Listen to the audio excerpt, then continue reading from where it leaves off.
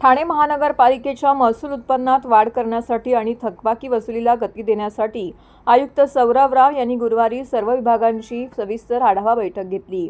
प्रत्येक विभागाने निश्चित महसूल उद्दिष्ट वेळेत पूर्ण करण्यासाठी आवश्यक ते नियोजन करून परिणामकारक कामगिरी करावी असे कडक निर्देश त्यांनी दिले आहेत।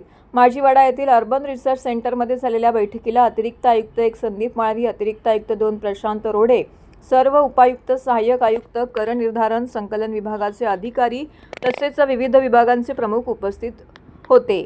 बैठकीत थकबाकी वसुली, चालू आर्थिक वर्षातील उत्पन्न, मागील वर्षाच्या तुलनेतील कामगिरी, प्रभागनिहाय लक्ष्यपूर्ती, प्रलंबित प्रकरणे, ज्यांची मालमत्ता कराची थकबाकी आहे ती वसूल करणे, ज्या मालमत्तांची कर आकारणी झालेली नाही त्यांना कर आकारणी करणे, अनधिकृत बांधकामे आणि महसूल वाढीसाठी आवश्यक उपाययोजनांचा सविस्तर आढावा घेण्यात आला आहे। प्रत्येक प्रभागासाठी निश्चित करण्यात आलेल्या महसूल वसुलीच्या उद्दिष्टांची काटेकोर अंमलबजावणी करण्याचे निर्देश दिलेत। प्रभागनिहाय विशेष कृती आराखडा तयार करून त्यांचा नियमित आढावा घेण्यासह थकबाकीदारांकडून वसुलीवरती विशेष भर देण्यात त्यांनी सांगितलं आहे। ठाणे महानगरपालिकेच्या अर्थसंकल्पात प्रत्येक विभागाला देण्यात आलेल्या महसूल उत्पन्नाच्या उद्दिष्टांची प्रभावी अंमलबजावणी करत असताना विभागांना येत असलेल्या अडचणी, समस्या जाणून घेत असतानाच आवश्यक उपाययोजना राबवण्याचे आदेशही आयुक्तांनी संबंधितांना दिले आहेत।